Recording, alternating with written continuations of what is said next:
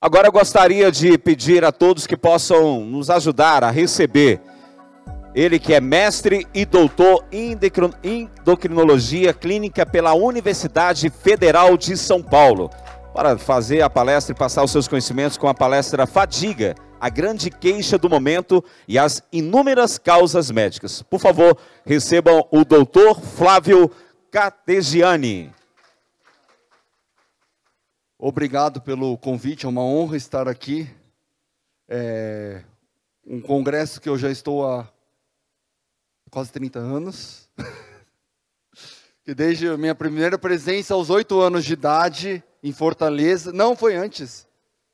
Pousada do Rio Quente. Eu tinha 6, 7 anos, enfim. Então é uma honra estar aqui quase X décadas. De uma outra forma, né? Bom, eu vim aqui, espero que... Eu vou falar um pouco sobre fadiga, né? Fadiga hoje é a principal queixa no consultório médico, é a principal queixa de todo mundo, tá? E ela é muito mais complexa do que a gente imagina, as causas delas variam muito, tá? E também vou trazer algumas reflexões. Meu objetivo aqui não é trazer profundos conhecimentos médicos, mas sim trazer um pouco do que pode ser a causa dela, explorar um pouco um âmbito, inclusive, mais amplo do que só o médico em si, tá? Vou tentar fazer alguns paralelos com o direito, talvez eu consiga, talvez não. Bom, conflito de interesses, agora a gente, para resguardo, classicamente eu não teria nenhum, mas agora a gente põe tudo para garantir que ninguém questione nada. Mas, enfim. Primeira coisa importante, a fadiga é um dos diagnósticos mais desafiadores em termos para a medicina. Por quê? O diagnóstico é complexo, as causas são inúmeras, a fisiopatologia, ou seja, o que gera o cansaço, a fadiga, é extremamente complexo e não é igual em todo mundo. Cada um tem a sua fadiga.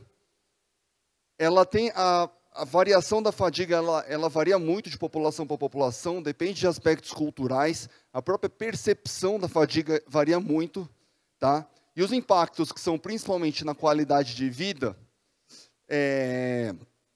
afetam de uma forma desproporcional em relação ao quanto a medicina consegue captar, por exemplo.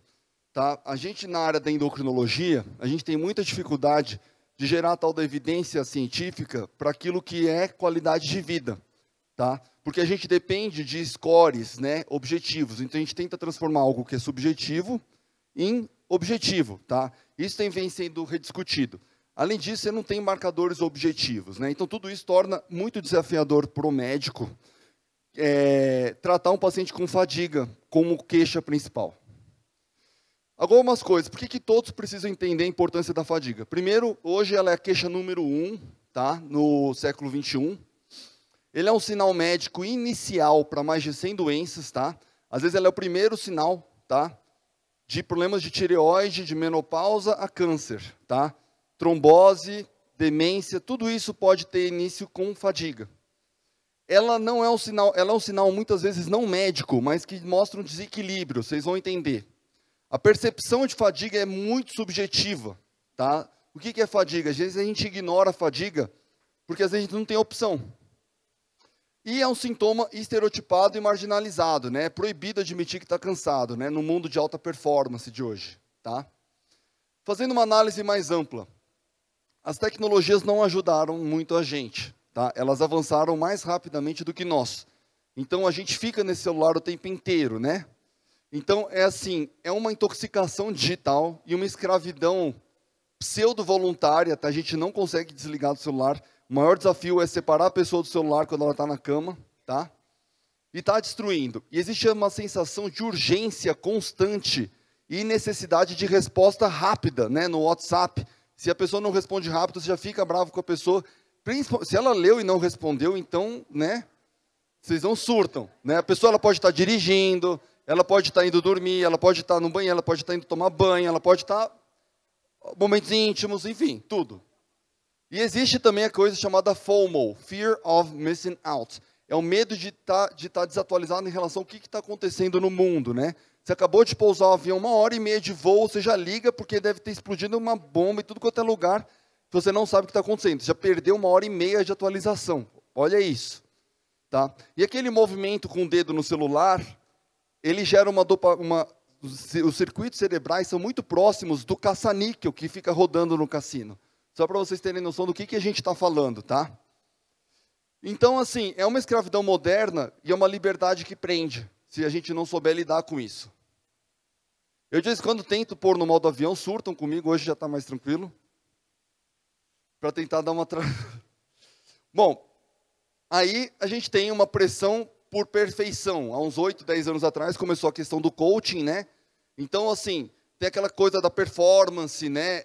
No pain, no gain, tem tudo aquilo, né? Com uma motivação tóxica, você consegue, você vai, não sei o quê, e ninguém para pensar se a pessoa, naquele momento, ela está pronta para aquilo.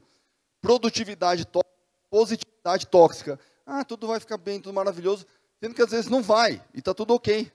Aí você tem que mandar bem intelectualmente, socialmente, profissionalmente, financeiramente, sexualmente, moralmente, e você mente para você mesmo. Né? Então, assim, com essa questão da performance, quanto mais você tenta focar em performance, mais você se negligencia. Tá? Não sou contra a performance, pelo contrário. Mas a autopercepção, ela vai sendo deixada de lado. Né? E a gente vai acumulando inúmeras tarefas, a gente não sabe dizer não, e isso tudo vai ajuntando. A percepção de bem-estar está cada vez mais associada com alimentos cada vez mais restritos, né? Então, assim, você cada dia mais você não pode comer aquilo, daqui a pouco não pode mais o glúten, daqui a pouco o integral, daqui a pouco a semente tem que ser colhida ao luar, na lua cheia. Então, assim, e vai ficando muito chato, e a gente acaba virando quase ortoréxico, que a gente é chato com a gente. E isso não é bem-estar, isso é paranoia, tá? Nunca ninguém demonstrou na ciência que você ter algumas permissões, com uma determinada frequência, é pior do que ser paranoico. Não é pior. Exposição cada vez maior de informação. O problema é que quanto mais informação a gente tem, mais a gente fica inseguro, porque são várias fontes. E a gente tem uma dificuldade. Se você tiver um pouco de bom senso, você percebe que não existe uma única fonte, mas isso também torna a situação um pouco mais complexa de análise. A veneração constante, aquela coisa assim, saia da sua zona de conforto, é mais uma coisa que as pessoas adoram falar. Então, se você estiver na zona de conforto, está errado estar na zona de conforto. Teve uma situação há uns 4 anos aqui em Brasília, teve um master coaching com umas 2.000 pessoas, no dia seguinte, uma juíza e uma promotora se suicidaram. Tá, na segunda-feira. Então, assim, isso não foi muito falado na mídia, mas só para trazer, porque... Sempre teve aquela coisa assim, está errado, você tem que sair da sua zona, tem que buscar mais, é o tal do empreendedor a qualquer custo. Ninguém pode ficar bem e estar estável. Isso como se fosse, porque a estabilidade é falsa. Ok, existe a estabilidade 100%, pode até ser uma questão fora da realidade, uma questão utópica, mas está tudo bem. Você vê na Europa, países que trabalham, por exemplo, na Holanda se trabalha de 9, 10 às 4 da tarde, e pronto. E eles estão bem com isso, eles sempre essa busca da ânsia do futuro. E o Brasil já é naturalmente um país ansioso, nós somos o país do futuro. Ansiedade é o excesso de futuro, sempre pensando o que está para acontecer. Tá? Então a gente tem essa questão sociológica que a gente precisa parar para pensar. Formação e informação progressivamente questionadas. O efeito do Dunning-Kruger. Dunning-Kruger é aquilo seguinte, é o que a gente fala, antigamente a gente tinha no Brasil 200 milhões de juízes de futebol, né? Tava ótimo. Agora a gente tem 200 milhões de juízes, de médicos, de especialistas em cada assunto que chega, né? E todo mundo quer dar uma opinião. Você tem, óbvio, você tem aquele grupo que hiperrepresenta nas redes sociais, os extremos, os que esperneiam, que sempre estão lá gritando e dando opiniões muito assertivas sobre tudo. Então, quando você não conhece muito um assunto, você dá uma opinião muito assertiva, né? Aí quando você começa, isso é o Dunning-Kruger, você lê um pouco sobre o assunto, você tem a certeza que você está bem informado. Quando você começa a aprofundar, você vê, opa, peraí, não é bem assim. Tem o outro lado, vamos analisar. Aí aprofunda. Quando você aprofunda, não é que você hiperrelativiza, é que você deixa de hipersimplificar a sua visão, tá? E às vezes, a gente acaba praticando isso o tempo todo. Por quê? A gente se sente necessidade, as pessoas sentem que elas precisam dar opinião sobre aquilo. Se alguém não é que você sente necessidade de dar opinião, é que você sente a obrigação de dar uma opinião se alguém te pergunta. Se você falar assim, olha, eu não tenho opinião formada sobre isso, as pessoas ficam pasmas. Sei lá, qualquer assunto, Covid, não, olha, eu não tenho opinião formada. As pessoas ficam pasmas. Você é obrigado a ter opinião sobre tudo. E para isso você acaba tendo... tudo isso são pontos que estressam no acúmulo, tá? A hiperexposição a conflitos de diversas naturezas em redes sociais. Estão sempre brigando, tudo, né? Então, assim, isso tudo estressa. E a gente viu até no doutorado, eu fiz em atletas, mas, basicamente, o estresse, ele não é só... Ele é um acúmulo de tudo. Então, ele depende... Por exemplo, um fator de risco para o overtraining dos atletas era quem trabalhava mais. Fora E não depende só do número de horas trabalhadas, tá? A gente vai falar sobre isso. Mas também a densidade da carga, da responsabilidade, tá? E outras questões. A incapacidade de se desligar, né?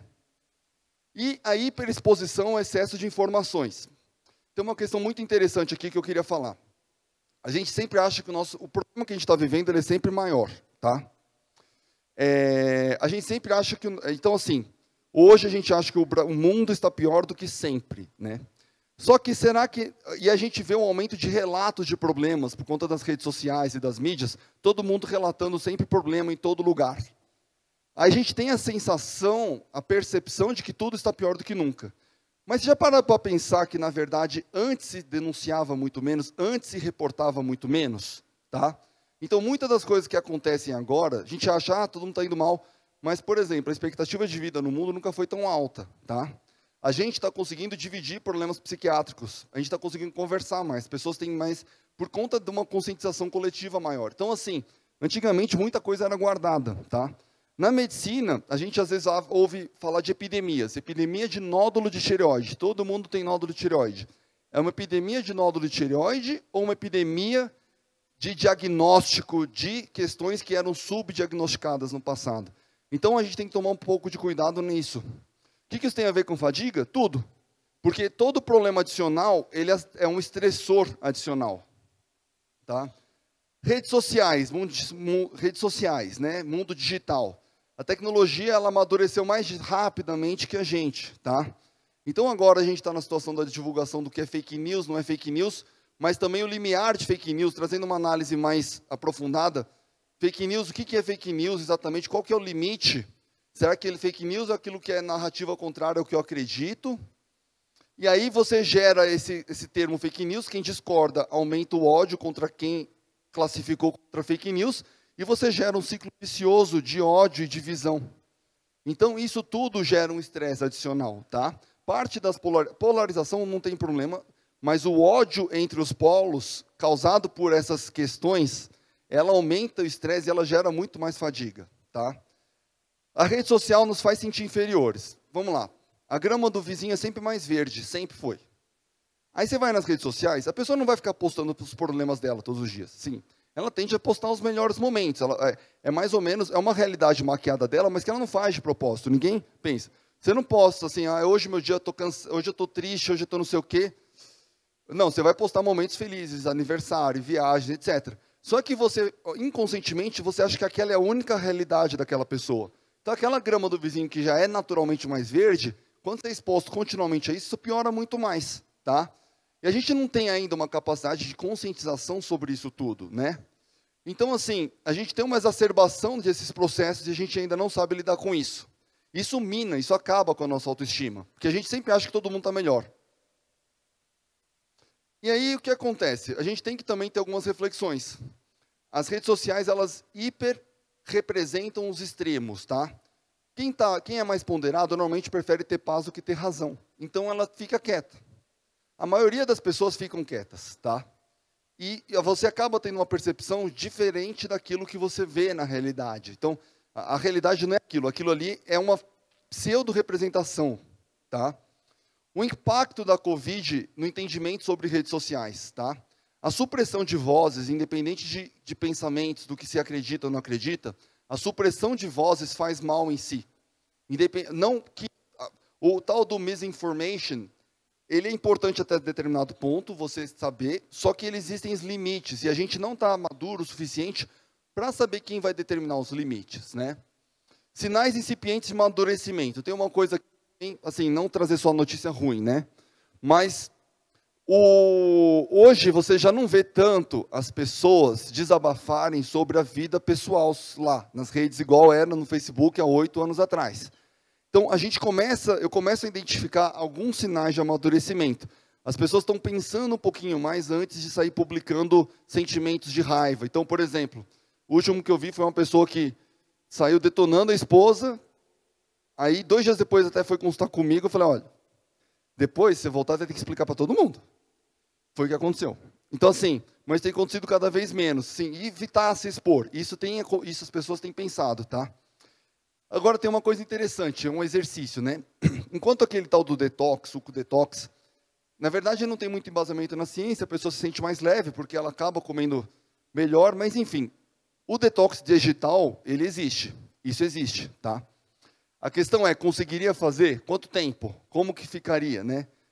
Existem, nos Estados Unidos, existem hoje resorts de detox digital, que a pessoa vai lá, tem bloqueio das redes de celular, igual presídio, assim, tá? Então, teoricamente, nos presídios tem. Pois é. Bom, agora sim, questão de fadiga. Vai lá, a mulher tem 4 filhos, tem marido, trabalha 12 horas por dia, a babá pediu dispensa, não tem ninguém, cada filho tem uma necessidade, aí ela está cansada. O problema é médico? Não. O problema é... Então, a pergunta da fadiga como problema médico é se ela é desproporcional. É claro que, com o tempo, isso vai gerar uma fadiga crônica nela, né? Não, ainda por cima, o marido ainda tem que estar presente. Bom, vou falar aqui que não tem menor. Ainda por cima, tem que estar pronta para o marido o tempo todo. É pedir demais, né, de vez em quando. Bom, você tem, assim, causas médicas de fadiga. Vamos dividir, assim, causas médicas de fadiga, causas não médicas e causas de fadiga que são médicas, mas não explicadas pela medicina. Vocês vão entender o que é isso. De causas médicas, só para trazer um pouco, assim, a gente já estava cansado antes da pandemia. É igual eu falo que a saúde mental do mundo já estava na beira do precipício antes da pandemia, tá? A pandemia quebrou tudo que restava para a gente de fadiga e jogou a gente no precipício. A gente já estava na beira. Ela jogou a gente lá dentro. Na questão da fadiga também. A incerteza do amanhã, aquela coisa de que você não sabe o que vai ser do mundo amanhã, acha que vai ser pior, principalmente por conta dessa hiperexposição às informações. Gente, muita coisa pior já aconteceu que a gente não tinha nem ideia no passado, tá? Leva mais fadiga do que certezas, mesmo que as certezas sejam ruins. A indefinição, ela é muitas vezes pior. Vou falar uma coisa horrível, mas eu tenho minhas dúvidas se é pior ter um filho que faleceu ou um filho desaparecido, principalmente depois de muito tempo, em termos de sentimento, tá? Não dá para comparar, mas não é pior que o outro. Você sempre tem esperança na questão do filho desaparecido, mas você tem um conflito interno que isso em si, para a questão de fadiga, ela é péssima. A pessoa ela não consegue... Tá? O burnout, o tripé, o burnout pré-pandemia. A pandemia, a incapacidade de lidar com a pandemia, levou a uma descompensação mundial, né? Nós entramos em surto, vamos dizer assim. Tá? Aqui não é para vocês decorarem, não tem prova, tá? Mas só para vocês verem que são mais de 100 causas de fadiga, tá? São inúmeras causas, tá? Alguns remédios, metabólicas, hormonais, doenças autoimunes, respiratórias, psiquiátricas, inflamatórias, por aí vai, tá? E todas essas causas aqui têm embasamento na literatura. Como que diferencia isso aqui? Isso tem uma abordagem médica para isso, claro, que vai te levando para as hipóteses, tá? Pelo menos 70 dessas causas não são causas raras, tá? Falta de comida e falta de água são causas de fadiga. Desidratação crônica dá fadiga. E a gente não percebe. Com a idade, o nosso sensor de sede vai diminuindo. Então, a gente acaba gerando um quadro de desidratação crônica. E falta de comida também, tá? Por muito tempo, às vezes numa questão de... Eu tenho muitos pacientes que tinham uma questão de fadiga crônica porque eles tinham se tornado carbofóbicos, né? Então, assim, não comiam carboidrato com nenhuma custa. Eu não estou condenando dieta low carb. Eu só estou colocando que às vezes não é para todo mundo. E ela tinha uma fadiga crônica, mas pela carbofobia ela não se permitia comer. Primeiro que nesse junto, ainda por cima, começa a ganhar peso paradoxalmente. Quando voltou a colocar comida, colocou comida, ela melhorou e emagreceu. Tem isso. Isso é uma coisa quase impossível de se imaginar, mas existe. Por que os médicos falham muito? Por que a gente falha, tá? Primeiro que a gente não investiga adequadamente fadiga. E aí, se a gente vê que os exames estão normais, a gente dispensa o paciente, a gente ignora a queixa. Até porque tratamento para fadiga, em quem não tem uma causa médica clara, nítida, a medicina tem muita dificuldade de lidar com esse tipo de questão, tá? O sentimento de desconforto, quando você não consegue encontrar a causa da fadiga, é muito frustrante. O paciente tem uma queixa muito clara e você não encontrar a causa depois de tanto investigar, para aqueles que investigam, tá? Existe uma tentativa robotizada. A medicina ela precisa resgatar um pouco da individualização, tá? E como a medicina, existe uma briga na medicina, assim, da medicina integrativa, funcional, que é mal vista pela medicina tradicional. Como a fadiga começou a ser muito abordada pela medicina integrativa, a medicina tradicional começou a tornar o assunto ainda mais estigmatizado. Então fica mais difícil ainda para o paciente. O mundo de hoje causa fadiga, né? Então, mesmo causas médicas que antes não eram causadoras de fadiga, mas facilitavam, hoje se tornaram causas de fadiga. Tá? Nosso limiar para a fadiga, por quê? Porque a gente se cobra muito mais, né? A gente tem, então, assim, causas que não são... vocês vão entender aqui, porque eu quero que vocês entendam aquele slide, o próximo, como causas em si e possivelmente como interações, tá? Então, alguém que tem uma das causas não médicas de fadiga, que tem um hipotiroidismo, às vezes não bem tratado, ou uma menopausa não reposta, às vezes a menopausa ela dá sintomas que não são clássicos. As mulheres esperam um fogacho, aquele de 15 minutos, etc. Às vezes a queixa, tem mulher que apresenta menopausa como asma, tem ganho de peso, tem problema de sono, tem depressão, tem várias coisas que às vezes não são aquele clássico específico da menopausa. Estou dando esse exemplo porque às vezes você tem uma causa de fadiga que ela em si talvez não trouxesse do ponto de vista clínico da pessoa perceber, mas quando ela combina com outras causas, a interação entre elas traz um quadro de fadiga. Situações indefinidas. Então, assim, aquele sempre estar esperando por uma notícia e não conseguir receber, a indefinição ela é muito pior do que a própria notícia ruim, do ponto de vista de fadiga. Eu não estou comparando. Eu estou falando do ponto de vista de cansaço. O sentimento crônico de culpa também esgota uma pessoa. Carregar peso, nos mais diversos sentidos. Eu não estou falando físico. É aquela pessoa que não sabe dizer não e traz a família nas costas, e os anexos da família nas costas, de todo mundo. A insatisfação no trabalho, tá, gente? Nada é pior do que você fazer aquilo que você odeia o dia todo, a maior parte do dia.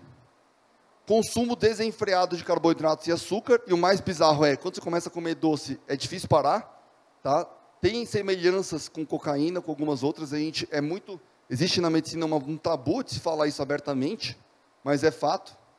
Crônica negligência da percepção do cansaço, que a pessoa, de novo, às vezes a pessoa não tem a opção de estar cansada naquele momento, ela precisa cumprir determinadas tarefas, então, você vê no guideline, principalmente nos americanos, assim, stress management, tell your patient to relax, fale para o seu paciente relaxar. O paciente vai dar um soco na sua cara, porque você está precisando entregar uma série de coisas.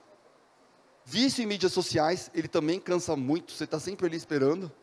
Tédio e monotonia também dão fadiga, tá? Então a gente já está falando do outro lado. E falta de perspectiva, tá? Essas causas têm que ser abordadas. Aí a gente vai falar de causas médicas não explicadas. O que é causa médica não explicada?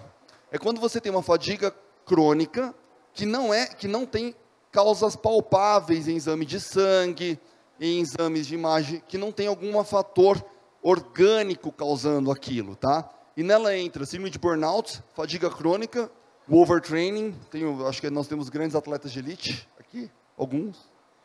Fadiga pós-Covid, tá? E todas elas têm elas compartilham, tá? Semelhanças na causa e nas manifestações, tá? Burnout, isso aqui é importantíssimo. A negligência, o burnout, ele é uma síndrome que inicialmente foi relatada na década de 70. Inicialmente ela era muito associada ao workplace, ao local de trabalho, tá? Mas hoje a gente entende que vai muito além, até porque hoje existe o burnout do home office, tá? Por quê? Porque no home office a pessoa nem sempre ela consegue separar. Eu lembro do CRPS, que não tinha horário para fazer, e aí todo mundo achava que a pessoa estava livre o tempo inteiro. Então a família consome a pessoa. Então eu tenho um paciente que ficou desesperado para voltar a trabalhar no escritório. É muito perfil, né? Depende da dinâmica familiar. Mas ela não consegue, às vezes a própria pessoa ela não consegue separar casa-trabalho quando tem home office. Então, assim, não existe essa história do que é melhor. Depende para quem. Eu acho que esse é um clássico exemplo que depende da pessoa e do contexto dela, tá? Mas a questão é a seguinte, o burnout ele é associado a uma negligência crônica da fadiga, seja por necessidade, seja por opção, seja por performance, necessidade de performance, tá? Então, assim, você tem um estágio de alarme, você tem um estágio de resistência e a exaustão. O problema do burnout é que ele é difícil sair. Você não está mais consumindo as peças, você não está mais consumindo a gasolina reserva do seu carro. E eu não estou falando de energia carboidrato, não estou falando de energia calórica, eu estou falando de energia vital. Você passa a consumir as peças do próprio carro, tá? Então, você tem um misto, ela foi finalmente, ano retrasado, reconhecido pela OMS como uma doença. Ele é um mix, é interessante, porque a pessoa, ela tem alguns sintomas de depressão, mas não é a depressão clássica.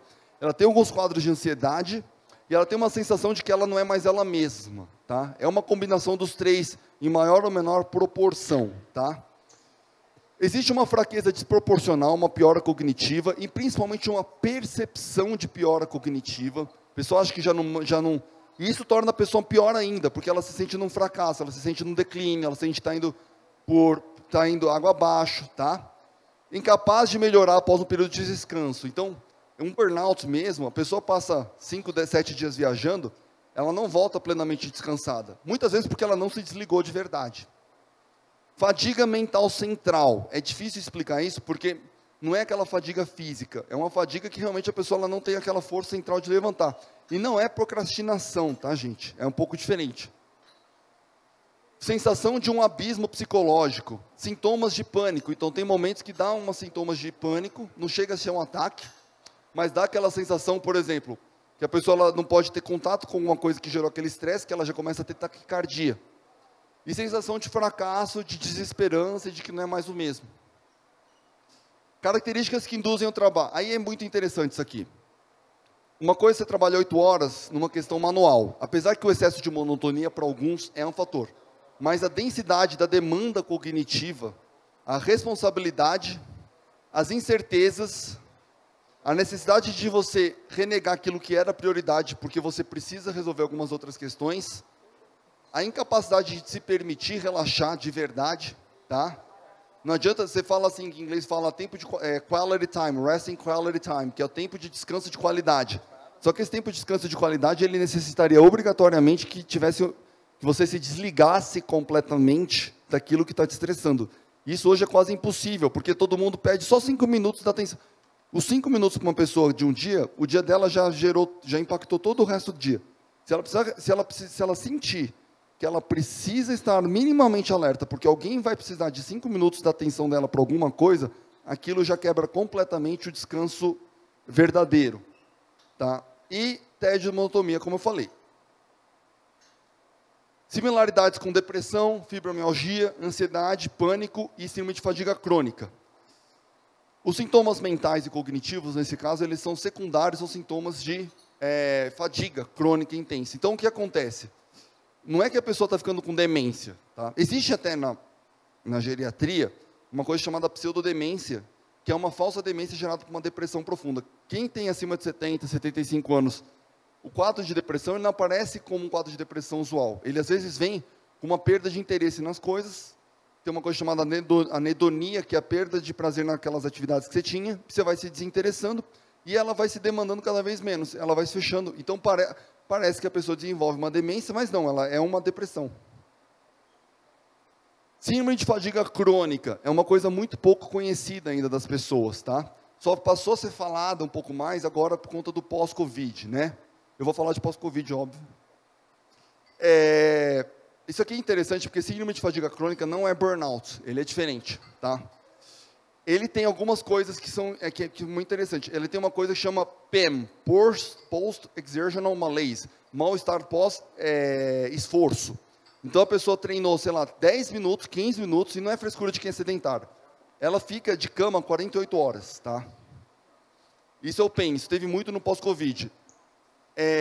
Fadiga debilitante. E o caso da síndrome de fadiga crônica, ela não tem uns aspectos de depressão. A pessoa ela fala muito claramente, eu não tenho depressão, eu não me sinto, eu só não tenho energia para fazer nada. E de fato não tem, tá? Só que nisso você tem o sono também não reparador. Só que o sono não reparador, às vezes a pessoa fala assim, não, mas eu durmo 8 ou 9 horas. Você descobre como está seu sono pelo dia. Se o dia você passa muito exausto e não tem outras causas, às vezes é o sono. Outra coisa, você precisa dormir mais que 8, 9 horas por dia necessariamente, é porque o sono não está indo bem. Tá? Aí a questão do sono, causa ou consequência, né? Quem gera quem aqui? É um ciclo vicioso, mas o sono pode ser uma das causas iniciais, a falta de. Intolerância ortostática, o que é isso? A pessoa começa a ter tontura com mais frequência quando ela levanta, palpitações, sudorese profusa, ela fica mais intolerante ao frio, ao calor. Mas veja que tudo isso que eu estou falando tem causas médicas também palpáveis, então elas precisam ser excluídas para definir essa síndrome, tá? Síndrome de fadiga crônica, quem tem um hipotireoidismo não tratado, quem tem uma desautonomia, não tem síndrome de fadiga crônica, ela tem essas doenças respectivamente, tá? Essa síndrome de fadiga crônica, você excluiu todas as causas médicas, tá? Sintomas neuromusculares, formigamentos. Não sei se alguém já teve aqui, quando está muito fadigado, parece que vai gripar, mas descansou, melhorou. Tá? Com a sensação de que está gripando, mas em um dia passa. Se você dormir bem, parece que passou a gripe. Isso, na verdade, é o que a gente chama de flu-like symptoms. Sintomas que imitam a gripe, que é de uma agudização de uma fadiga. Sintomas adicionais, novas intolerâncias. Antes você conseguia beber, agora não consegue mais, né? Você tem novas alergias, tá? Começa a ter alergia a cada vez mais coisa. Hipersensibilidade, você começa a ter fotofobia, fonofobia, dores, cada vez tudo dói mais, assim, tudo é mais fácil de doer, tá? Pode ser fibromialgia, inclusive a fibromialgia anda de mãos dadas com a síndrome de fadiga crônica, tá? E dificuldades cognitivas, em especial o brain fog, brain fog é como se fosse aquele branco mental, né? E a gente acha que é problema de memória, às vezes você não consegue resgatar o nome de alguma coisa. Qual que é o nome daquilo mesmo? Ah, microfone, alguma coisa idiota. Não, você não está com demência em grau severo. Na realidade, é uma desatenção plena, uma desatenção grave, que é o brain fog. O brain fog, ele geralmente é um branco mental. Só que você precisa ter isso pelo menos 3 meses, tem que ter um comprometimento no trabalho, ou social, não sei mais, e não explicada por outras causas. Então, a gente só fala quem tem síndrome de fadiga crônica, quem realmente tem outras causas médicas, não tem outras causas médicas, ou as demais causas médicas estão tratadas, tá? As causas podem ser desde viral, por exemplo, Epstein-Barr, gente, dá muito. Aí você tem outras causas, Coxsackie, você tem por acaso o SARS-CoV-2, tá? Aí você tem doenças, você tem umas coisas muito interessantes, se chama LEA, Low Energy Availability, que é baixa disponibilidade energética. Não é pessoa que faz dieta hipocalórica, com baixa caloria crônica. É quando o corpo cronicamente tem pouca disponibilidade de energia para pronto uso. Você tem inúmeros casos, assim, você tem aquela questão da desidratação crônica. É normalmente uma combinação. Síndrome de overtraining, obviamente, não é o assunto aqui, mas basicamente a fadiga crônica do atleta, tá? E é interessante porque ele dá lições para as outras áreas, tá? A gente tem que entender bem a nossa fisiologia, o que é normal, para saber o que é patológico, tá? Aqui é só um livro que eu publiquei tem 1 ano e meio. Obviamente a gente mostra. Uma coisa interessante que eu trouxe de contexto histórico, aí vocês vão entender, quando foi a primeira vez que se notou fadiga, tá? Na Guerra Fria, uma das posições políticas, uma movimentação política, era nas Olimpíadas, tá? União Soviética, Cuba, Estados Unidos. E eles eram demandados cada vez mais treino para superar. E se imaginava que, quanto mais treinasse, maior a performance. O que começou a acontecer? Eles começaram a ter uma perda paradoxal da performance, quanto mais eles treinavam. E isso que se caracterizou, depois, posteriormente, como overtraining. Então, como overtraining, excesso de treinamento. Só que se descobriu que se você diminuir o treino, você pode continuar tendo overtraining, ou seja, o excesso de treinamento não é causa da síndrome de excesso de treinamento, mas você tem um conjunto de causas. E aí é interessante, assim, que quais são as lições aqui? A gente não tem uma forma definitiva de diagnóstico. Cada atleta tem uma combinação única de alterações e fatores desencadeantes, e muitas vezes nenhuma dessas alterações são alterações drásticas, tá? E aí, cada atleta é único, cada diagnóstico é único, e isso é um modelo de entendimento para a gente saber disso, tá?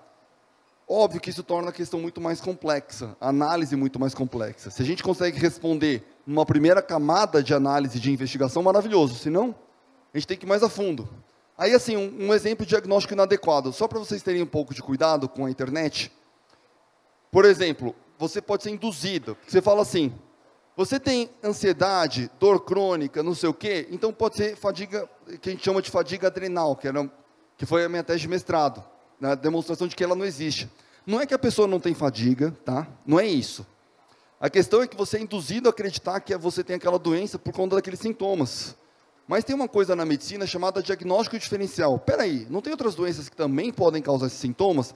Por que eu obrigatoriamente tenho aquelas doenças que o site está me induzindo a acreditar que eu tenho? Tá? Então aqui é só porque a gente publicou, acabou saindo, tendo uma repercussão grande.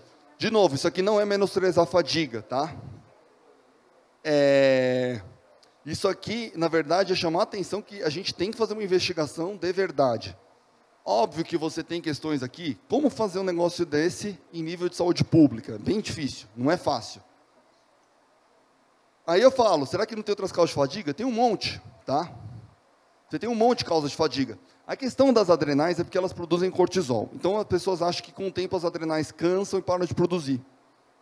E aí você dá um corticoide para a pessoa, com o nome de hidrocortisona, aí elas às vezes vem bioidêntica, essas coisas.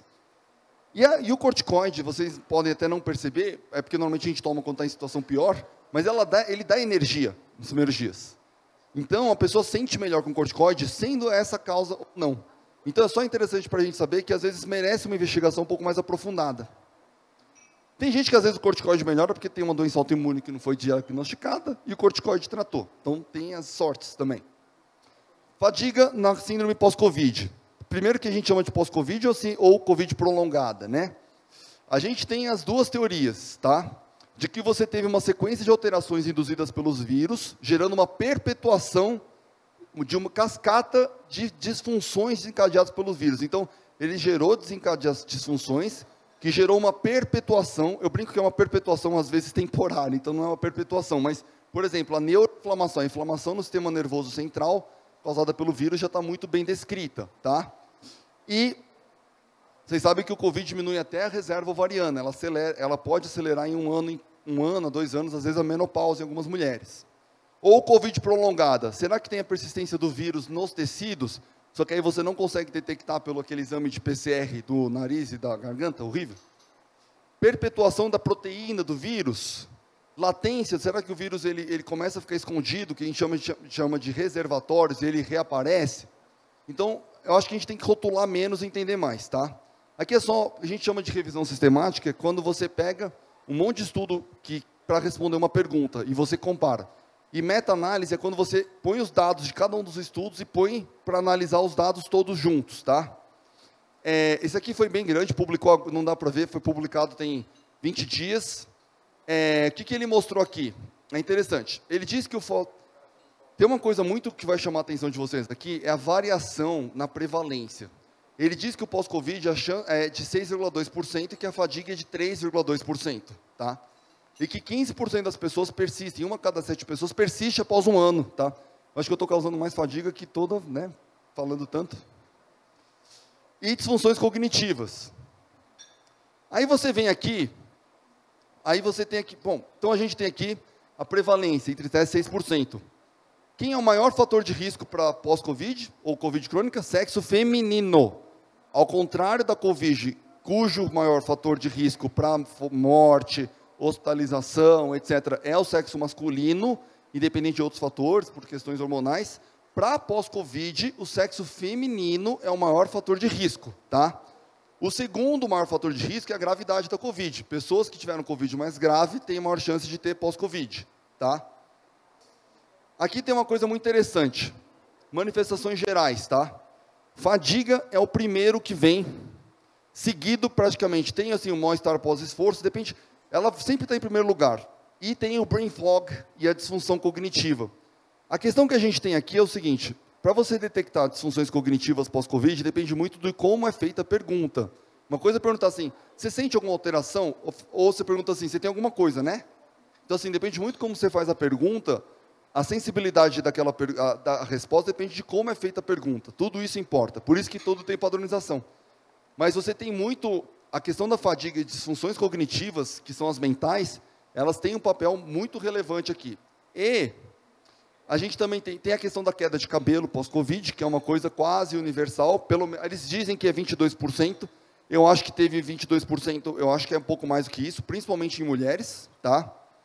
E tem um pouco menos de 1/4 das pessoas se sentem incapazes de trabalhar no pós-Covid nos 6 meses posteriores. Isso eu apresentei até num congresso dos médicos peritos, essa informação, porque isso tem de relevância. Ao mesmo tempo, a questão de dar ou não dar auxílio, etc., mas ao mesmo tempo não quebrar o sistema, é difícil, né? Então, a Sociedade de Medicina Ocupacional da Inglaterra publicou um documento grande sobre isso, colocando um trato, um meio termo, um acordo, né, entre eles. Aqui é uma revisão mostrando fadiga. Muita gente tem dor de cabeça, tem gente que não se sente a mesma coisa, tem gente que se cansa mais facilmente, então a capacidade pulmonar diminui mesmo. Aqui é manifestações neuropsiquiátricas, tá? Específico. Fadiga, mas sendo fadiga como central. Brain fog, que é aquele branco mental que a pessoa simplesmente esquece, ela não lembra. Tem a ponto de pessoas estarem dirigindo e não lembrarem para onde eu estou indo, tá? Tem esse patamar, isso não é demência, isso é inflamação do cérebro. Problemas de sono, a tal da perda de memória, ansiedade, muitas vezes essa ansiedade decorrente da perda, principalmente da percepção da perda de cognição, tá? Eu acho que eu estou ficando com demência, isso gera um pavor gigantesco. E normalmente quem está com demência verdadeira não se percebe como tal. Então fiquem tranquilos se vocês acharem que estejam, tá? Mas quando vocês vêm aqui, gente, o número de vezes em relação à população geral ali, aquele 11,99, 21, 32 vezes brain fog, é 32 vezes a população geral, não é 32%, tá? Aqui é uma outra revisão sistemática, isso aqui saiu faz pouco tempo. Olha a quantidade de trabalho que a gente tem para disfunção cognitiva e para fadiga. E todos, tem um ou outro exemplo só na disfunção cognitiva que está para cá, mas todos estão ali pegando, é porque isso aqui precisa de uma interpretação, vamos lá. Não, nem eu estou enxergando daqui. Aqui, 0,2 é que pega aqui mais ou menos 20%, 20 e poucos por cento das pessoas com problema de fadiga, de disfunção cognitiva, e 30 e poucos por cento. E cada um daqueles tracinhos é um estudo, olha a quantidade de estudo. E com da disfunção cognitiva, como ele é muito mais subjetivo, ele tem alguns que põem o tracinho para lá, mas para cá não é que... Tem um estudo que mostrou que melhorou da disfunção cognitiva, isso é meio bizarro, mas assim, você vê que quase todos estão para cá, e a fadiga todos estão para cá. O 1 é bem aqui longe, então todo mundo mostra fadiga. Tá? Aí vem aquela questão da pergunta. A fisiopatologia é complexa, e a gente não conhece muito bem a causa até hoje. Eu falo na medicina o seguinte, quando você tem 15 teorias, é que nenhuma fecha, tá? Então, a gente tem essa questão. E cada pessoa tem a sua própria fadiga. Cada pessoa tem as suas queixas. Porque ela vem de nós não somos hoje uma foto de hoje, nós somos uma história. A gente carrega toda uma história, tá? Então, você vem de toda uma história. Às vezes, a Covid era o que faltava para a pessoa quebrar. O pós-Covid vem pessoas que já não estavam com um estoque de saúde mental, vamos dizer assim, tá? Já estavam mentalmente mais suscetíveis, né? Pensa aquela pessoa, quem teve muito medo, principalmente na época que a gente não conhecia nada sobre a Covid, ou então quando a gente estava tendo 3 a 4 mil óbitos por dia, o medo consome. E o medo era real, e o medo tinha motivo. Aí, de repente, você pega. Não, aí assim, é o fim, a certeza de que vai morrer, etc. e tal. Só que não corresponde a todos os casos, e tem níveis variados, tá? Bom, uma abordagem prática do tratamento. Eu falo assim, não, agora eu vou ensinar medicina. Não, não é bem isso. Eu quero que vocês entendam. E perguntem para vocês, se perguntem essas questões, até na hora de autoavaliação. Tá? Essas perguntas não precisam ser feitas para o médico. A gente primeiro vai caracterizar a fadiga, depois a história clínica, depois a investigação e depois tratar. Mas a gente trata o paciente, não a doença. Primeira característica, assim, da fadiga. Quando que ela começou? Eu não estou falando de fadiga pós-Covid, eu estou falando em geral, tá? Quando que a fadiga começou? Qual a intensidade que ela tem? Quando você tem fadiga crônica, um ou outro desses casos, você tem uma coisa que em inglês chama good days, bad days. Você tem dias melhores e dias piores, você varia, tá? E aí você não pode pegar nos dias melhores e falar, então eu estou sem fadiga. Não, você tem que ver no geral, você tem que ver uma análise. Por isso que muitas vezes os questionários vem assim, no último mês, quantos dias, às vezes a gente não quantifica, mas a gente tem uma percepção. Ela é progressiva, ela vem e volta, ela é contínua, você tem outros sintomas, como que está seu sono? O sono ele é fundamental para caracterizar a fadiga, tá? Tem distúrbios de humor associados, tá? Uma percepção, a gente tem que confiar nos sinais que o corpo emite. Então, na sua percepção, o que você acha que ela piora ou que ela melhora? Às vezes essa resposta ela não está pronta. Mas num processamento, depois de ser feita essa pergunta, você começa a perceber. Principalmente depois que você fica alerta e consciente sobre isso. Passo 2, história médica, né? Está usando algum medicamento, tem algum diagnóstico prévio de doença, cirurgia, história familiar de algumas doenças, que isso aí abre todo um leque, tá? Investigação. A gente faz exclusão das causas médicas, né? São mais de 100. Como que você exclui tanta causa? Você tem formas de excluir algumas questões médicas, de acordo com o que a pessoa conta, e tem outras que você, às vezes, você consegue, na anamnese, conversar também, excluir. Tem coisas que precisam de exames laboratoriais ou radiológicos, depende. Porque cada pessoa, porque normalmente a fadiga como sintoma único, ela é realmente mais desafiadora. E às vezes ela esconde, ela é uma ponta de um iceberg, mas normalmente tem mais algum sintoma associado. E aí você começa a se guiar. Tem que ter uma conversa franca, honesta e aprofundada, porque é muito difícil para a gente, mesmo quem é da área, se perceber ou perceber as causas. Por isso que até quem é, por exemplo, quem é psicólogo precisa de psicoterapia, porque a autopercepção ela é muito difícil. A tal da jornada do autoconhecimento, nós temos bloqueios muito fortes contra o nosso próprio autoconhecimento, tá? Então é lindo dizer isso, mas as limitações elas existem, tá? E determinação de potenciais causas médicas, aquelas que a medicina não consegue desvendar, né? Uma coisa importante, aquela síndrome de fadiga crônica, burnouts ou overtraining, que você não tem um exame que você pede e que dá, não significa que a doença não exista, significa só que a medicina não conseguiu descobrir como é. Mudou um pouco isso nos últimos anos, porque tem exames, chamam metabolômica, que você dosa 4.000 marcadores e tem 50 lá que estão alterados, mas são exames só para fins de pesquisa, eles só demonstram que realmente há algo errado com essas pessoas. Só que essas pesquisas, cada uma mostra uma coisa diferente, então a gente ainda está no âmbito da confusão. E é mais fácil, isso não vai mudar muito a terapia. Bom, abordagem prática, tá? Primeiro, a gente trata o paciente, tá? Não a fadiga. Isso é importantíssimo, porque às vezes você quer tratar a fadiga dando o remédio para a fadiga e você não está vendo o que está gerando ali, aquilo. Às vezes a própria doença física que foi gerada, ela é uma doença causada por muito tempo de exposição a alguma questão tóxica, e eu vou chegar nisso. Aspecto-chave, você vai abordagem específicas, então uma reposição hormonal, eu tenho minhas limitações do que eu posso falar, que eu posso falar de suplemento, não posso falar de remédio médico, e está sempre, não usem nada sem prescrição, por favor. Melhora geral do estilo de vida, higiene do sono, no início tem que ser meio, assim, rígido. Celular longe, desliga tudo, tá? Porque não adianta, senão fica mexendo no celular, não adianta. É bom do celular longe, se ele for despertador, é que você tem que ir até lá buscar, né, para desligar. Então, assim, é melhor do que ter o despertador do lado. Dieta saudável e específica, ou seja, o que é específico? Não é uma dieta igual para todo mundo.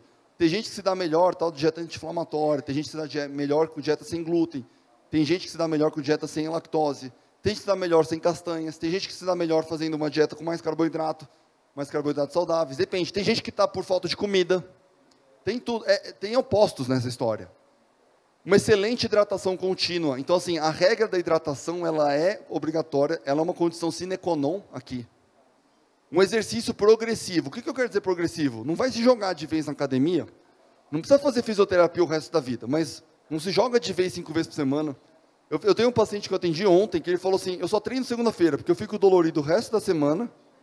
Aí na semana seguinte, ele vai, não é brincadeira, eu juro por Deus, ele treina uma vez por semana, segunda-feira. Aí ele fica com trauma, aí ele perde o trauma no fim de semana, ele remotiva, porque ele se entope de comer no fim de semana, então segunda-feira ele faz de novo. Tá? One size does not fit all. O que é isso? Uma coisa igual para todo mundo. Está errado esse negócio, isso funciona, isso não funciona, está certo versus errado. Me incomoda um pouco essa visão muito preto no branco, tá? A pergunta é, o que pode funcionar para quem e em que circunstâncias? O quanto que funciona? E qual o papel na combinação terapêutica? Quando eu digo combinação terapêutica, não é remédio A com remédio B. E sim, remédio A, talvez um suplemento, junto com alguma abordagem não medicamentosa ou não de suplemento, alguma abordagem de higiene do sono, por exemplo, ou da hidratação. Às vezes você tem uma medicação X que ela só vai ajudar se eu tiver a hidratação e o sono bem adequados, tá? Aqui, está de propósito bem pequeno, para ninguém copiar as letras, mas a gente tem uma série de suplementos naturais, entre aspas, que podem trazer algum benefício. Nenhum deles vai resolver todos os problemas. O nível de evidência deles, não existe nada com uma evidência muito forte, tá? Isso é importante, por quê? Porque é uma doença, é uma manifestação complexa, fisiopatologia complexa. Um único tratamento dificilmente vai abordar toda a fisiopatologia, tudo o que causa. Então, cada uma dessas questões podem ajudar no conjunto, tá? Então, assim, isso são abordagens que não são médicas. Isso aqui pode ser prescrito por um nutricionista, tá? Mas depende. Aí você fala assim, o que funciona? Aí, de vez em quando, hoje, por exemplo, eu atendi uma paciente que ela está tomando, sem brincadeira, 65 suplementos.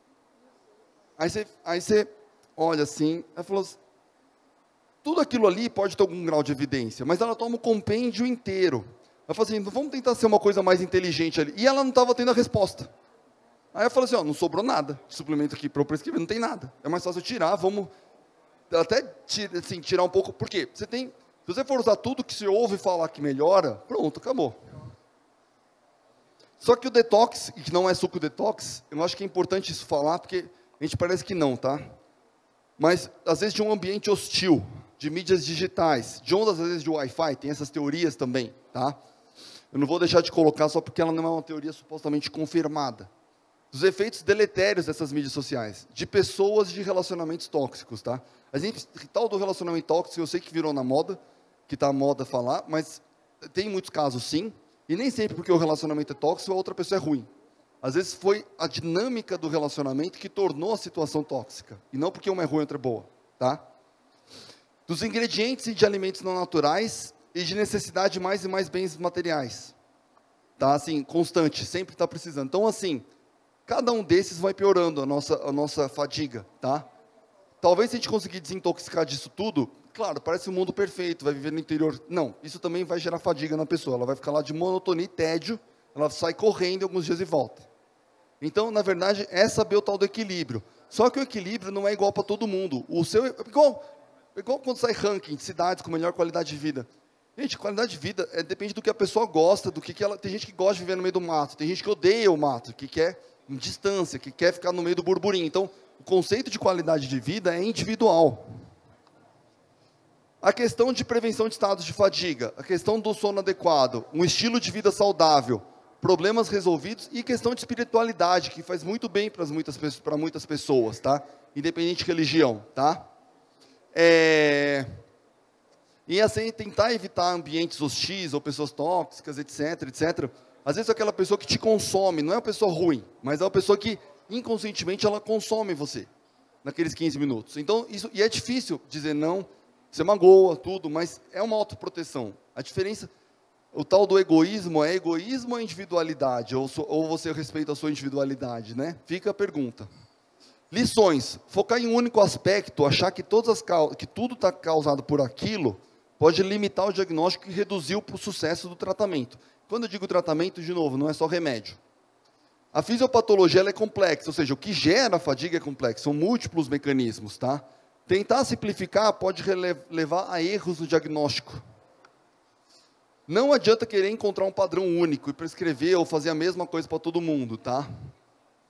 Eu vou dar um exemplo, tem gente que precisa dormir 8 horas, tem gente que precisa dormir 6 horas, tá?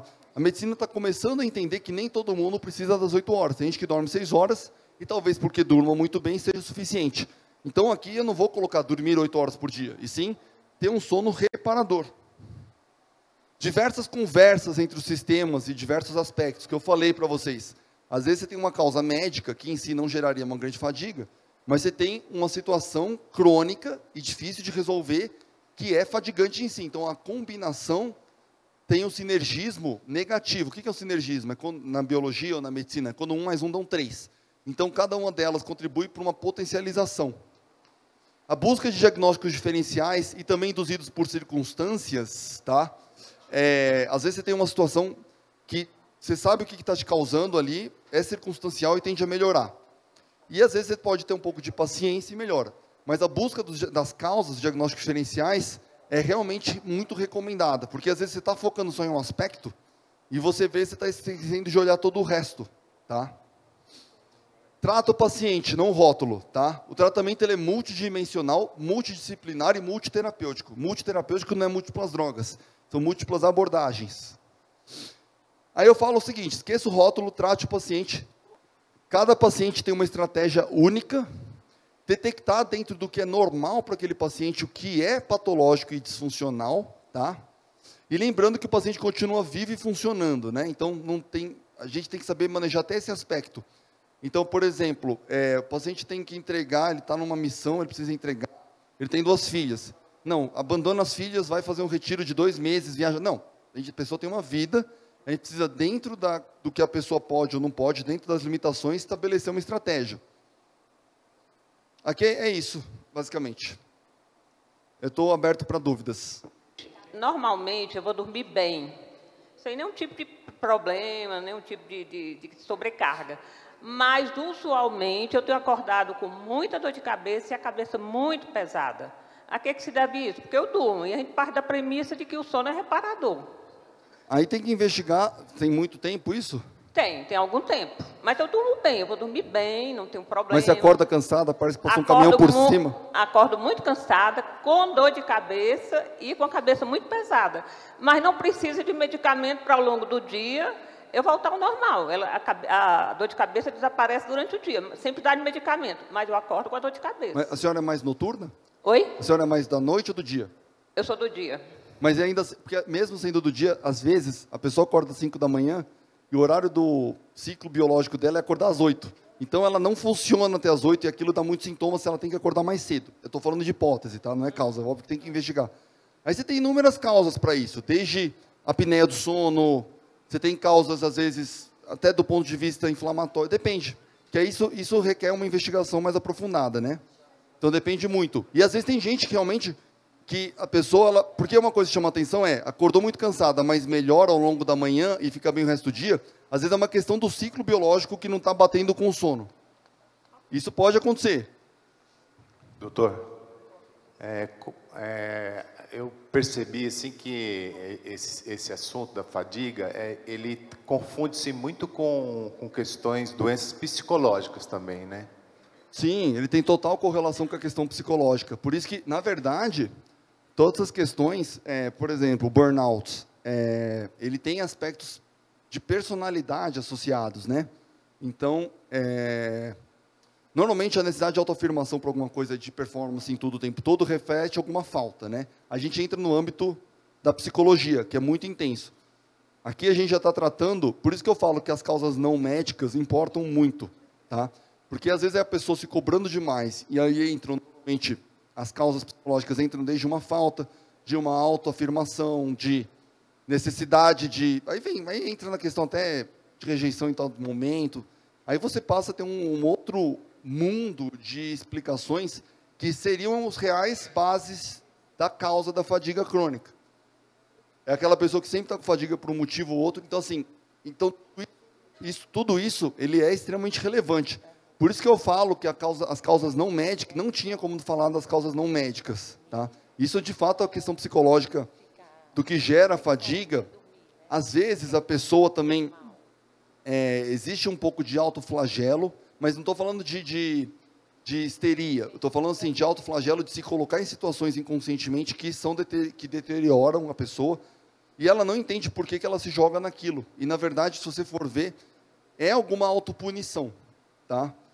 Mas aí a gente vai entrar num âmbito, num espectro gigantesco. Mas você colocou muito bem, falado abertamente, a questão da psicologia como a verdadeira causa base para a fadiga, ela tem que ser abordada, e por isso que a gente coloca isso, que tem que ser multiterapêutico. E o multiterapêutico existe abordagem psicoterapêutica.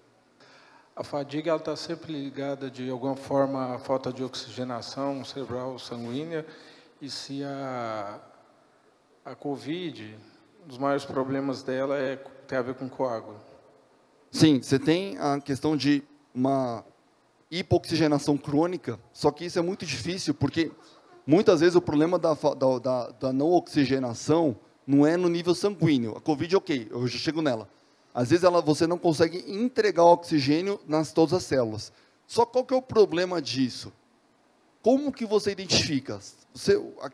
Para você medir saturação, o oxímetro não adianta nada, porque ele vê a saturação no sangue. É muito difícil você detectar isso, tá? Às vezes você tem um excesso de oxidação do oxigênio e uma falta de antioxidantes. Tá? É porque a gente começa a entrar na fisiopatologia, na causa, são inúmeras, tá? Aí você tem a questão dos microtombos pós-Covid, né? Então você tem uma oclusão de pequenas veias, de artérias e veias, a microcirculação. Então você não consegue entregar onde precisa. Isso explica, por exemplo, a redução na capacidade pulmonar. E a causa não é respiratória, sim vascular. Então, assim, depende muito. E tem gente que pode ser que não tenha isso. Aí vem um outro problema. Beleza, você descobre que tem essa questão da oxigenação. O que você faz? Você aumenta o hematócrito, que aumenta os glóbulos vermelhos para tentar compensar, mas aí você aumenta a viscosidade do sangue, aí você não consegue entregar onde não precisa. Então, assim, tem questões que a gente vai tentando entender o motivo, mas se a gente não pensar que a gente não tem como... Se aquele não é uma forma viável de tratamento, é mais para título de entendimento. Mas você tem a hipoxigenação, e, de novo, medir isso nos tecidos é extremamente difícil, e às vezes você depende de marcadores de metabólitos, dos metabólitos, com exames extremamente complexos, tá? Uma das causas que mais acentua a fadiga, conforme o senhor expôs aí, seria o pós-Covid em determinadas pessoas e mais acentuado nas mulheres.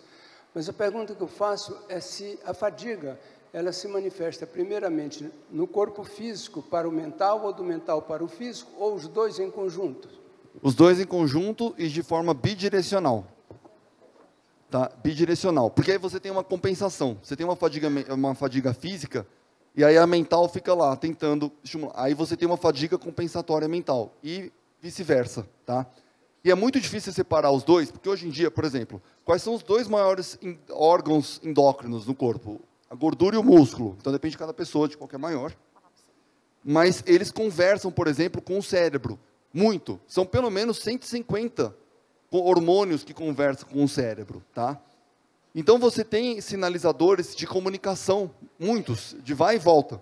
Então, essa questão da origem real da fadiga é muito complexa. Tem gente que o problema é na junção neuromuscular.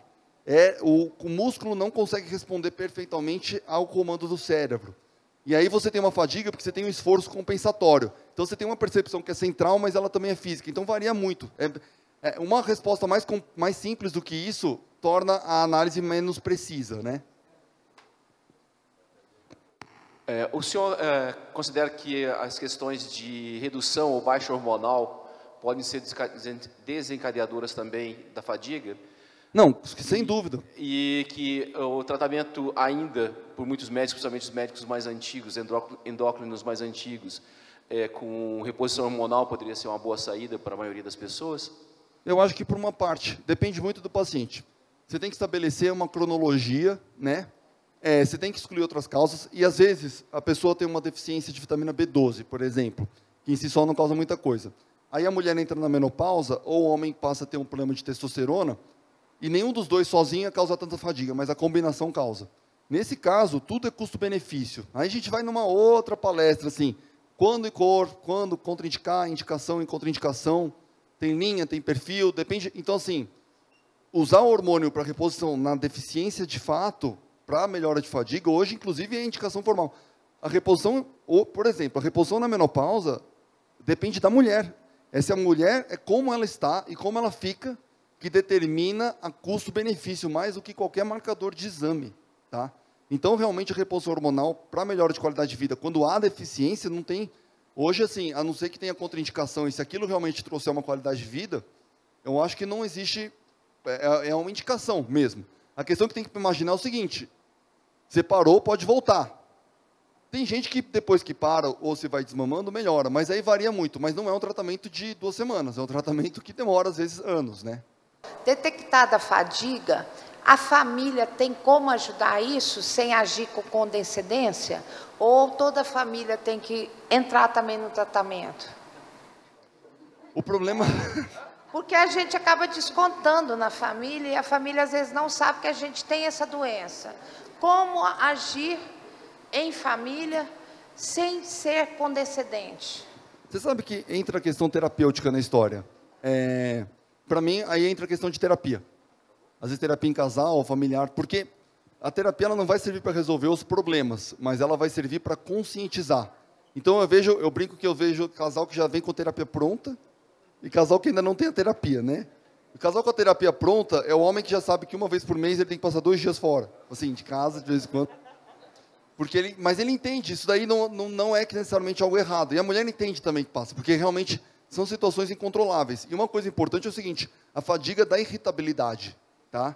O cansaço deixa a gente muito mais irritadiço. Então, de fato, às vezes saber lidar é uma questão que é primordial. Como é que o senhor avalia o uso da melatonina e o uso da melatonina induz a uma necessidade cada vez maior de usar a mesma? Nem sempre. Outra coisa, dose... É que a gente começa... Eu não sei, quer falar de melatonina, eu só não posso falar a questão de prescrição, né? Mas, basicamente, a melatonina, a função dela não é tão e somente sono, tá? Ela melhora a reparação. Tem gente que não consegue se dar bem com ela. Só que a melatonina, dose baixa, tem uma função, dose alta tem outra, tá? Ela tem algum papel, ela tem algum papel em um percentual das pessoas. É muito difícil definir isso. Tem gente que usa meio miligrama, que é suficiente, tem gente que toma 10 miligramas, sente que tem mais. Agora, uma dica, se a pessoa sente que precisa de cada vez mais daquilo, aquele não é o caminho.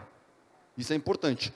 Normalmente, se aquele é o caminho, aquela quantidade já é suficiente para ela no longo prazo, tá? Só que a melatonina tem benefícios, por exemplo, metabólicos, antidiabéticos, ela tem outros benefícios, tá? Mas, de novo, não é para todo mundo. Tem gente que não se dá bem com ela, então...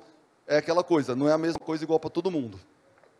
Parabéns pela palestra. Eu acho que isso é um tema que traduz uma mensagem muito importante para todos nós.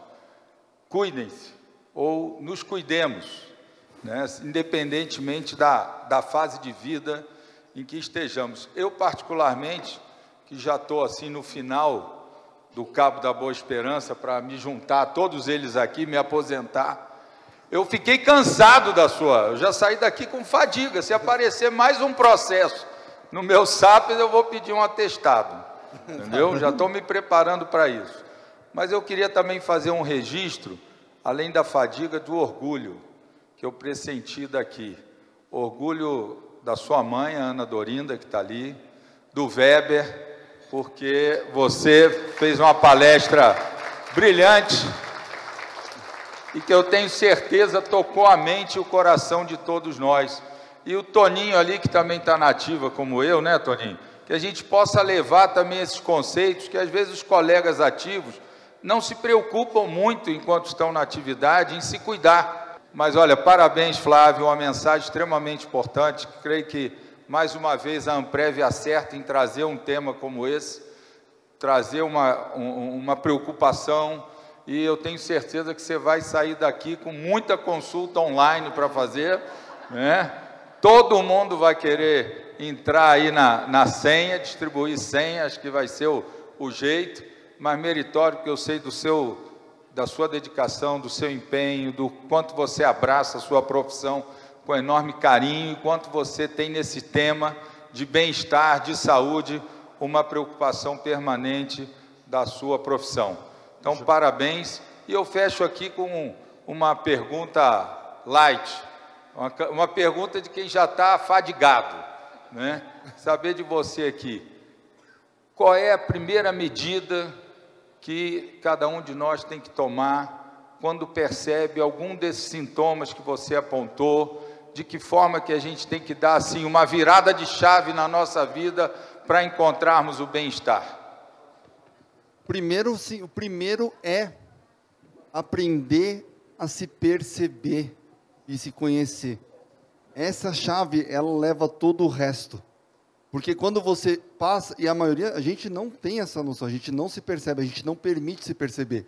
Porque a partir do momento que você se percebe, se conscientiza, você consegue notar antes que aquilo vire um problema, antes que aquilo vire uma bola de neve, antes que aquilo vire uma avalanche. Então, se perceber, porque quando você se percebe, quando você se conscientiza, você tem muito mais facilidade para identificar das inúmeras causas, qual que se aplica, o que está desencadeando. Se você não tiver esse exercício, e é um exercício, eu digo que é um exercício, porque ele demanda um processo interno, que não é só, porque a gente funciona muitas vezes na inércia, né? Você vai, leva, e não para ver um plano, você não para se olhar. Então, a gente não para se perceber. Hoje de manhã cedo eu tive um paciente que o irmão faleceu com 42 anos, tem 2 semanas. O que eu vou falar isso? Ele estava normal, Eu não aguentei e falei assim, não caiu sua ficha, né? Porque ele foi se amarrotando de trabalho, ele trabalha no agro, tá. Aí, umas horas depois, ele me mandou um e-mail, assim, falando assim, realmente, eu parei para ver, para me perceber, porque a pessoa, às vezes, ela usa como mecanismo de defesa também, né? Então, ela vai jogando, ela vai se colocando na atividade exatamente para não ter que se perceber. Então, às vezes, é doloroso o caminho inicialmente, porque você passa a ver problemas que você não quer enxergar. Então, esse seria o primeiro grande passo, mesmo que esse grande passo não seja exatamente uma coisa muito... Nem sempre esse grande passo, esse primeiro grande passo é muito gostoso, é harmonioso. Às vezes ele gera, uma revolução interna. Mas a gente tem que tomar cuidado também, entender por que às vezes a gente não se permite se perceber. Às vezes você precisa ser uma fortaleza para todo mundo, só que mesmo desmoronado por dentro. Então isso é difícil. Então você não pode se perceber, você não pode se acessar para isso. E aí vai muito além do que causas médicas, né? É isso. Muito bem, parabéns. Quero dizer que você fecha com chave de ouro essa nossa primeira parte do nosso evento, que amanhã a gente tem uma segunda parte lá no Nereu Ramos, e amanhã à noite você está conosco, né? Com certeza. Sim, com certeza. E parabenizar mais uma vez, minha amiga. Realmente, Deus te iluminou em todos os aspectos. Não vou dizer mais do que isso. Eu queria agradecer a todos, agradecer ao Flávio. Eu não sei para quem se lembra, mas ele nos acompanha desde a pousada do Rio Quente. Eu acho que ele tinha uns 8 anos de idade, foi para a pousada do Rio Quente, foi para Fortaleza, ele foi para o sul, para Canela, foi para vários lugares, Poços de Caldas, né, para vários... Já, quase honorário. Então, muita satisfação tê-lo aqui no Comprev com a gente, agora participando ativamente, sendo um palestrante. Para mim é muito orgulho, muito orgulho.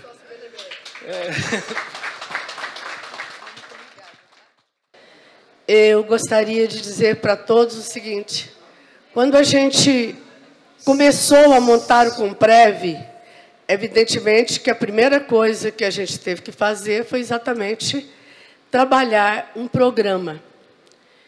E não é fácil montar o programa de um congresso desse porte. Mas, nesse exato momento, eu confesso para vocês que eu estou realizada. Porque eu não imaginei, realmente eu sabia que as palestras seriam boas, mas eu não sabia que seriam do porte que foram. Nós não tivemos aqui, acho que um momento que o auditório ficasse vazio por desinteresse ao tema. Então, eu quero agradecer a todos vocês por essa presença, por essa colaboração, por esse prestígio. Mas eu quero deixar um recado para os nossos representantes, um recado sério. A nossa portaria, convocando a Assembleia sobre os honorários, foi publicada ontem. E a nossa Assembleia será do dia 22 ao dia 25. Representantes, voltem para os seus estados e comecem a reunir com seus representados para que todos participem da Assembleia, porque nós precisamos que essa Assembleia tenha maior número do que aquela que autorizou a propositura da ação, certo? Então, eu conto, mais uma vez, com a força de cada um. Os colegas que são de diretoria, que são dos estados, também podem dar essa força, tá? Muito obrigada a todos e vamos agora para a última parte do evento. Pois não. Muito bem, gostaria de convocar, então, a presença do senhor Daniel Carvalho, da GEAP, para você, inclusive, que fez a sua inscrição no momento de cadastro, para realizar, então, um sorteio aos nossos congressistas. É uma satisfação estar aqui representando a GEAP nesse evento com vocês, né, para poder encerrar, né, esse segundo dia com uma premiação que eu tenho certeza que é do interesse de muitos. A gente está falando aqui de um kitzinho com um iPhone 14 e um carregador portátil. Eu tenho certeza que todo mundo quer, inclusive eu também queria. Cada um recebeu um número, tá? São 68 associados, né? A gente vai sortear e o felizardo vai poder vir pegar esse kit aqui. Opa. Olha, um dígito só. Então, quem vai levar para casa aqui hoje esse kit com iPhone 14, novo, último modelo, com carregador portátil, é o número 4. Ana Cirema.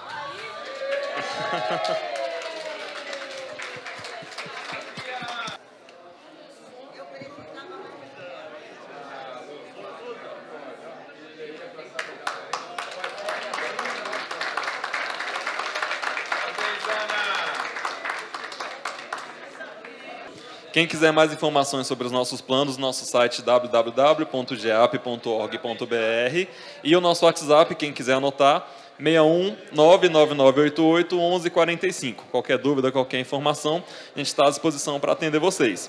Muito obrigado a todos. Agora é o sorteio da Alexia. Então vamos ver lá.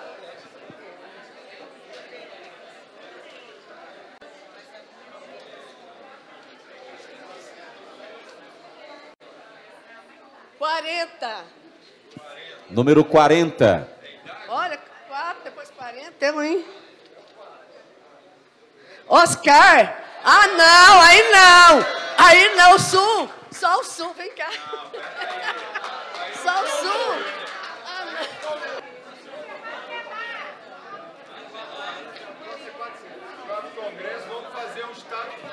Agora é uma caixinha da JBL.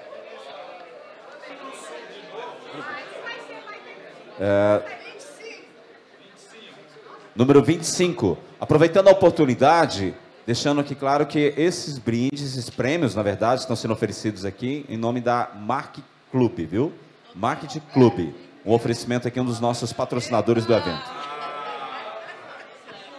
Dr. Roberto Mader.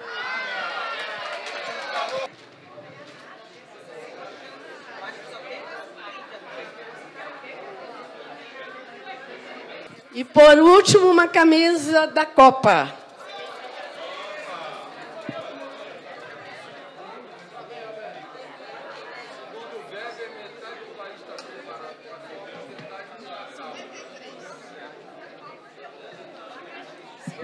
Três.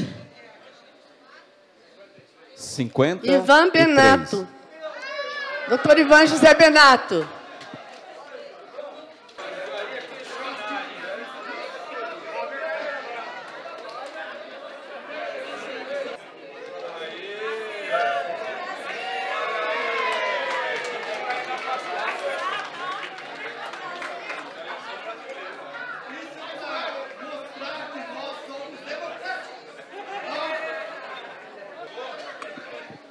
Bom, colegas, muito obrigada a todos, então, tá? E amanhã, cedo, tá? E a gente precisa de todos vocês lá no Nereu Ramos. De uma forma especial, mais uma vez, reiterando agradecimentos à presença dos integrantes dessa mesa de abertura e damos também parabéns a todos vocês que colaboraram para o sucesso desse parlamento e que irá, inclusive, tratar de uma série de questões relevantes para o Estado brasileiro. Vocês deixaram sua marca nesta casa em todos os cantos do país. Obrigado pela presença de todos.